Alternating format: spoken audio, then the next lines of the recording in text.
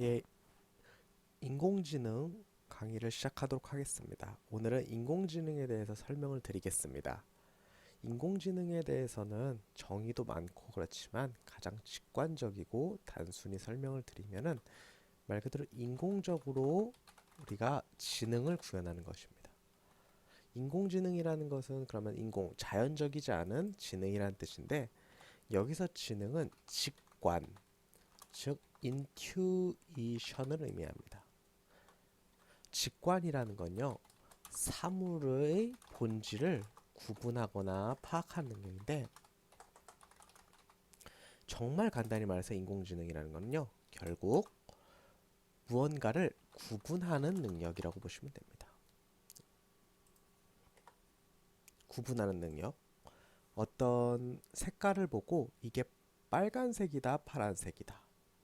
이게 예쁘다, 예쁘지 않다. 이렇게 구분하는 능력입니다. 정말 단순하죠.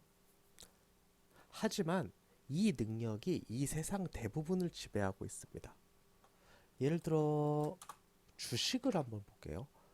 이 주식이 앞으로 값이 오를 것이다, 내릴 것이다. 외모를 볼게요. 이 사람의 외모는 좋다, 안 좋다.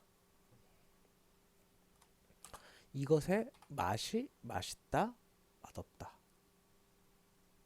이렇게 모든 것이 결국에는 구분하는 것과 관련이 깊습니다. 실제 산업도 마찬가지입니다. 오르거나 잘 되는 것을 판매해야겠죠. 그렇기 때문에 인공지능은 매우 중요합니다. 한번 이 세상 모든 것을 한번 구분해 보세요. 그래서 제가 예전에 아는 한 분은 과학이라는 건 결국 분류학이다 이렇게 주장하신 분도 있을 정도로 이 세상 모든 것은 결국 구분하는 능력만 있으면은 제대로 이뤄나갈 수가 있습니다. 다만 그러면 기존의 다양한 알고리즘이랑 뭐가 다르냐라는 질문을 하실 수 있는데요. 여기 한 가지가 더 들어갑니다. 알아서 구분하는 능력이라고 보시면 됩니다. 알아서 구분하는 능력. 우리가 이 구분하는 척도를 우리가 다 찾아내고 말하기는 너무 어렵습니다. 예를 들어 우리가 사람의 외모를 평가한다고 한번 해볼게요. 우리 외모에 영향을 주는 게 뭐가 있을까요? 뭐 눈, 피부, 뭐 코 이런 것들이 있겠죠? 그래서 이런 거 뭐 눈이 크면 예쁘고 피부가 좋으면 또 뭐 코가 높으면 이렇게 우리가 이 사람 외모가 뛰어나다고 합니다. 그래서 이 사람은 잘생겼다 혹은 예쁘다라고 결론을 내리게 됩니다. 그런데 과연 이게 모든 요소일까요? 정말 뭐 아름답고 멋있는 배우가 있다고 생각을 해봅시다. 그 배우가 갖춘 요건을 다 갖췄어요, 어떤 사람이. 말 그대로 눈도 예쁘고 피부도 좋고 코도 높고 그런데 그 연예인만큼 매력적이지 않을 때가 있습니다. 눈 크고 피부 좋고 코 높다고 다 예쁘다고 느끼냐고요. 또 그러면서도 또 안 예쁜 사람, 안 예쁘거나 못생긴 사람이 있을 수도 있거든요. 그렇기 때문에 어떤 그것을 판단하는 기준은 실제보다 더 많을 수가 있습니다. 더 많을 수가 있어요. 그런데 그걸 우리 인간은 그 기준을 다 찾을 수가 없습니다. 너무나 많기 때문이에요. 그래서 이런 거 같은 경우는 컴퓨터가 데이터를 분석을 해서 알아서, 그러니까 즉 그 알고리즘이 알아서 그게 몇만 가지가 될 수도 있습니다. 그 기준을 다 찾아가지고 구분을 해주게 됩니다. 그렇기 때문에 좋다 안 좋다로 나눌 수도 있고요. 좋다 안 좋다가 좋다 그저 그렇다 안 좋다. 또 더 나아가서 매우 좋다 약간 좋다 그저 그렇다 약간 안 좋다 안 좋다 이런 식으로 계속 나누다 보면은 이게 하나의 숫자로도 매칭이 가능합니다. 그러다 보면은 실제로 주식값이 오를 것이다 안 오를 것이다 이 정도 수준이 아니라 얼마나 오를 것이다 구체적으로 몇 원 오를 것인가 몇 원 떨어질 것까지도 나타낼 수가 있습니다. 그래서 인공지능이 무서운 것입니다. 사실 여기까지 우리가 이제 잘생기고 괜찮은 거에 대한 이렇게 정보를 미리 줘요. 그래서 이걸 갖고 이제 그 알고리즘이 파악을 하게 해주는데요. 현재 인공지능은 사실 머신러닝에 가깝습니다. 뭐 내가 해야 될 거, 뭐 강인공지능, 약인공지능 이런 얘기가 나오는데요. 아직 그런 거는 구현된 사례도 없고요. 적용되지도 않았습니다. 제대로 성능이 나오지도 않고요. 그래서 현재 지금 산업에서 쓰이는 인공지능은 사실상 머신러닝하고 동급입니다. 머신러닝과 동급이에요. 알아서 그걸 구분해주는 능력, 그걸 머신러닝이라고 하고요. 그러니까 이 차이를 알아서 러닝, 배워서 그걸 또 구분을 해준다는 뜻입니다. 그래서 현재 인공지능이라고 하면요, 그냥 머신러닝하고 사실상 동급이라고 생각하시면 됩니다. 그리고 이거의 정의는 알아서 구분하는 능력이라고 생각해 주시면 될 것 같습니다. 세상에 이게 뭐 대단하냐라고 생각하실 수 있는데요. 강아지하고 고양이의 구분은 유명한 알고리즘이었어요. 실제로 고양이하고 강아지 차이를 구분해 보라고 하면 정작 쉽지 않습니다. 약간 입이 튀어나와 있으면 강아지다? 아니에요. 강아지 중에서도 들어가 있는 애가 있고요. 고양이 중에서 튀어나온 애가 있습니다. 또 뭐가 있을까요? 뭐 귀가 뾰족하다? 이거 종류마다 다 다르죠. 그렇기 때문에 이 차이를 구분하려면 항상 예외가 있었어요. 예외가. 그래서 이거를 구분을 못합니다. 실제로.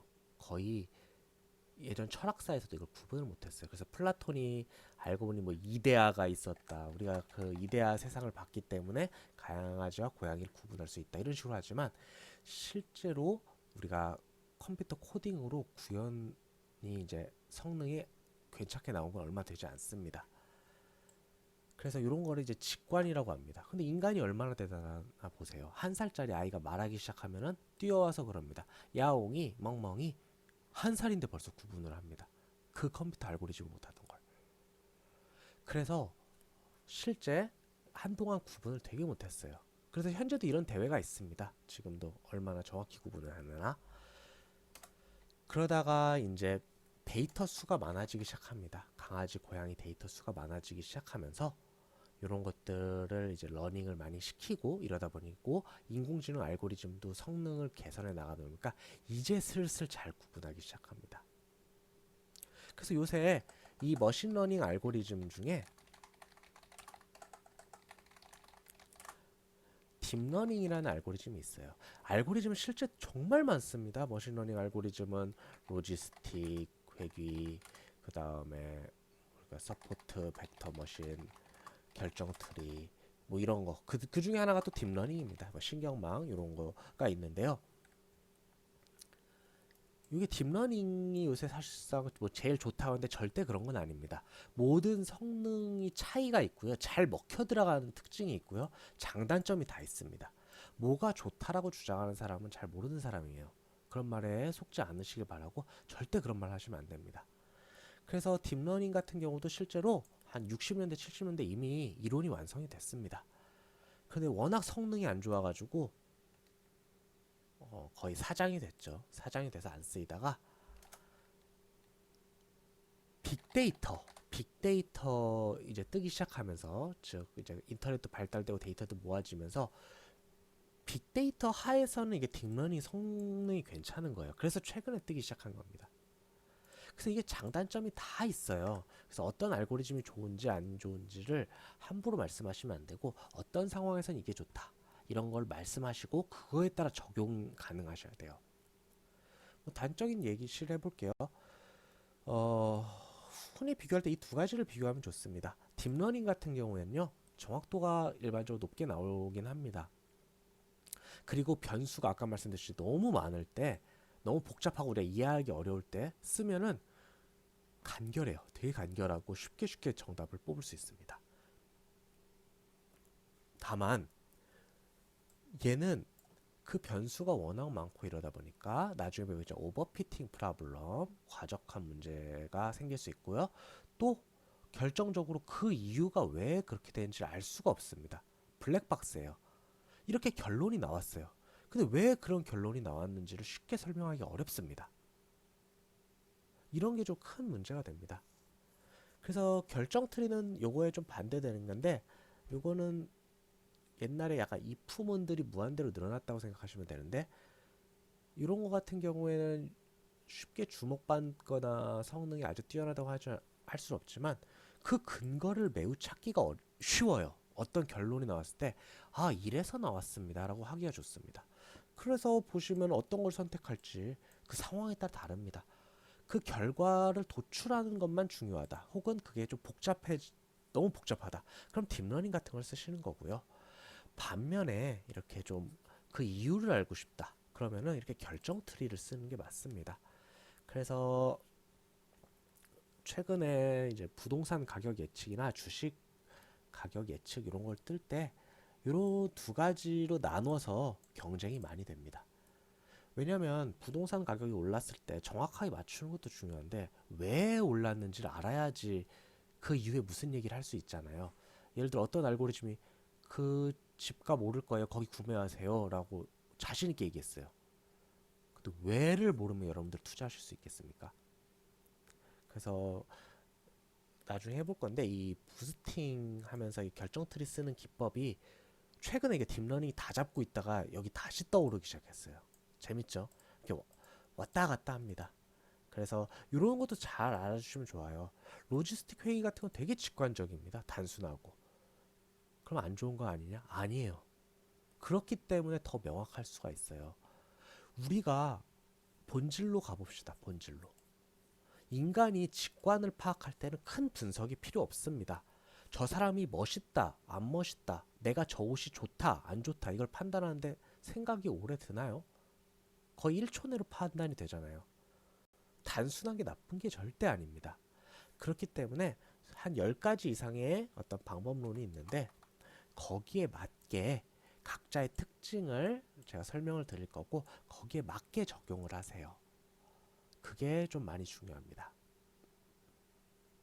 그래서 인공지능이라는 걸 너무 어렵게 생각하지 마시고 알아서 구분하는 능력이다 라고만 생각을 해주시면 감사하겠어요.